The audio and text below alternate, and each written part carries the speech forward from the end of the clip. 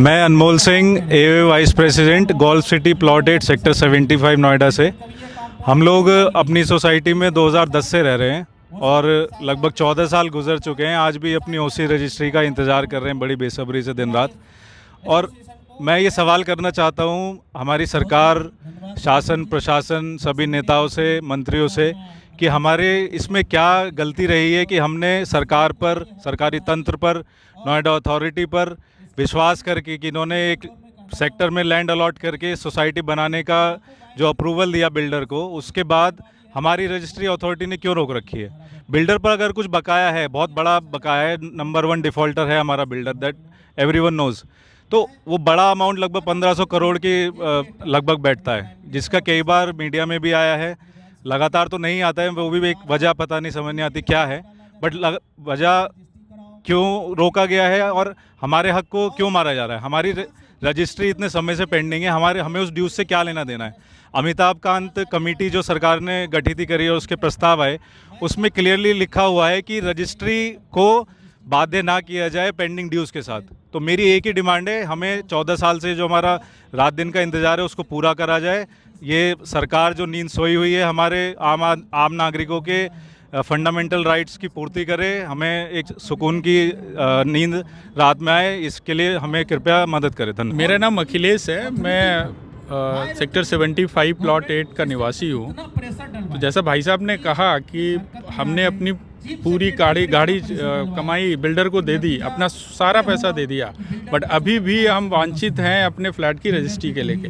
Even basic सुविधाएं भी बहुत सारी मिसिंग हैं। हम कई बार बिल्डर के पास जाकर के फाइट करते रहते हैं, लेकिन समस्या ये भी है कि कहीं ना कहीं सरकारें इस तरह के अनाउंसमेंट तो करती हैं कि इतना % पैसा दे करके इनकी रजिस्ट्री करा दी जाए, बट एक आम नागरिक आज भी उसका लाभ नहीं ले पा रहा है। इसीलिए मेरी रिक्वेस्ट है कि सरकार से, अथॉरिटी से, कि ये लोग इस तरह के सर्टिफिकेशन भी दे देते हैं समय समय पे कि ये काम हो गया, फायर फाइटिंग कंप्लीट हो गया, एनओसी दे देते हैं। इस पे भी रोक लगनी चाहिए। जो आदेश सरकार अगर पारित कर रही है उसका इम्प्लीमेंटेशन होना चाहिए ऑन ग्राउंड, और जल्द से जल्द हमारा कम से कम हम लोगों की रजिस्ट्री कराएं।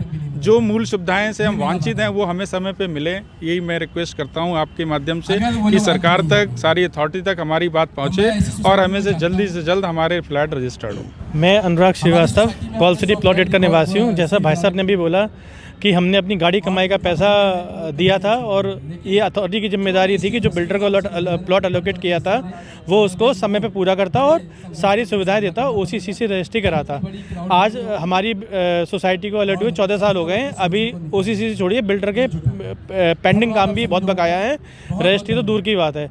उस पर ना सरकार का, ना अथॉरिटी का, ना हमारे एमएलए का, एमपी का, किसी का कोई ध्यान है, ना वो हमारे इशू से कंसर्न है। हमारे चाहे एमपी रहे हैं वो 3 बार से एमपी हैं, एमएलए रहे हैं वो 2 बार से एमएलए हैं, वो दोनों सीएम पे अप्रोचेबल हैं, बट उन्होंने कभी भी ऐसी कोशिश नहीं की हमारे सोसाइटी में आके हमारी मेन समस्या को समझे और हमारे एटलीस्ट बेसिक सुविधाओं को रिजॉल्व कराएं।